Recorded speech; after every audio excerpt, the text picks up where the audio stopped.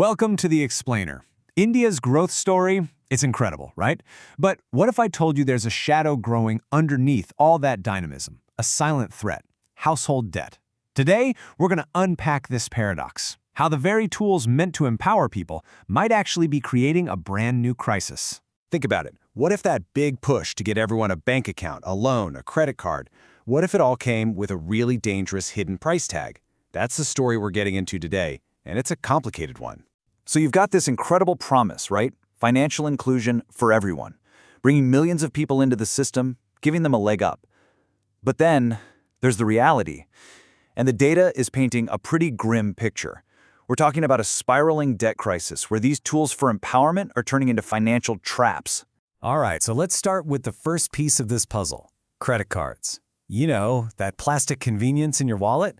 Well, its growth has been absolutely explosive, and it's fueling a massive part of this debt crisis. Okay, get ready for this number. 108 million. That is the number of active credit cards in India by the end of 2024. To put that in perspective, that's nearly double what it was in 2019. This isn't just steady growth, folks. It's a full-blown explosion of easy credit. And, when something explodes, there's often fallout. Here it is, a 44.34% surge in just 1 year in serious delinquencies. Now, what does that mean? It means a huge spike in people not being able to pay their credit card bills for more than 90 days. That is a massive flashing red light. So you might be asking, why is it so hard to get out of this debt once you're in? Well, here's the killer number, 45%. That's the typical APR, the interest rate, that kicks in if you don't pay your balance in full. At 45%, a small, manageable debt can spiral into a monster almost overnight. Okay, let's just step back and look at the whole picture here. We've got 108 million cards out there. That has led to an outstanding debt of 2.9 lakh crore rupees. And maybe the most important figure of all, the total household debt compared to the entire economy's size, that's the debt-to-GDP ratio, has hit 43%. That's a heavy weight for the whole country to carry. But these are just numbers on a screen. Behind every single one of them is a real person. Just listen to this plea from someone on Reddit. Is there any way to take money out from credit card without having interest or less interest? You can just feel the desperation there, right? That is the human cost of that 45% interest rate. And this really taps into a bigger cultural shift. There was this viral LinkedIn post that hit the nail on the head. It questioned this whole idea of lifestyle inflation. That feeling that as soon as you get a raise, you deserve a 10 lakh rupee car. It's this pressure to keep up, often by going into debt. It's a huge sign that borrowing just to live a certain lifestyle is becoming totally normal. Okay, so that's the credit card side of things. Now let's shift gears to the second major front in this crisis, microcredit. Now, this was supposed to be a tool to lift people out of poverty. But what we're seeing is that it's become a real double-edged sword, sometimes tipping from empowerment over to straight-up exploitation. But first, let's be fair. The promise of microfinance was and is huge. It's been a truly vital tool. Check this out. 99% of the borrowers are women. Over 70% of the money goes to rural areas. It's helped nearly 100 million households. It has absolutely fostered entrepreneurship. So there is a very real, very positive side to this story. And we're not talking about a small program here. The scale is just immense. As of June 2024, we're looking at a total loan portfolio of 4.2 lakh crore rupees. So yeah, this isn't some niche market. It's a massive, crucial part of India's entire financial system. But here's where the story takes a dark turn. Look at the NPAs, non-performing assets. Basically, these are the loans that are going bad.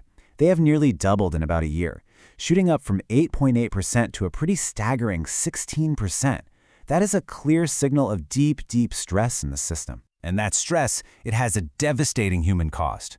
We're seeing reports from villages in Maharashtra where people are describing microfinance as a living hell.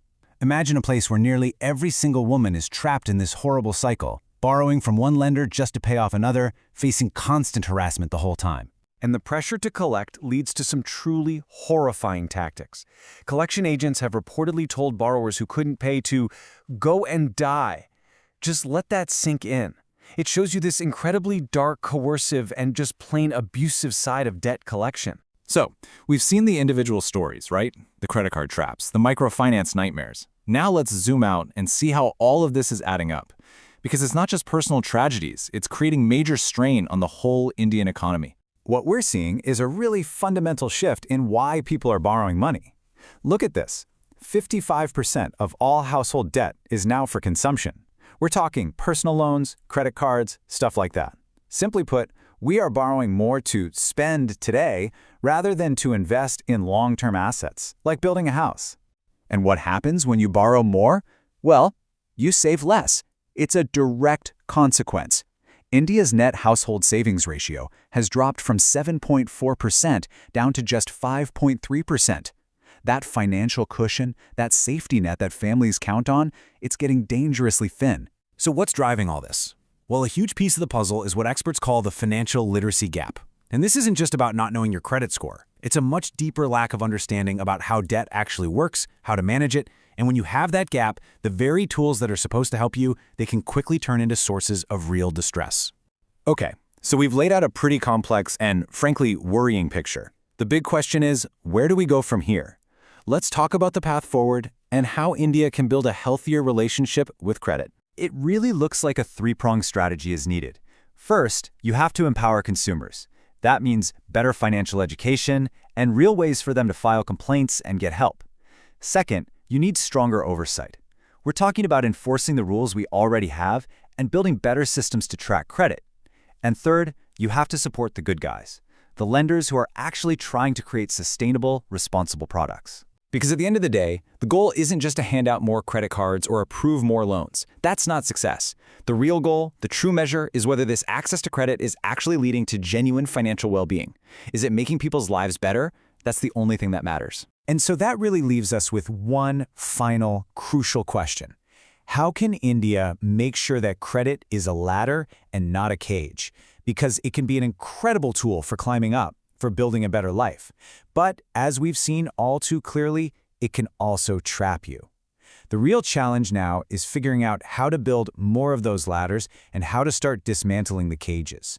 Thanks for joining me for this explainer.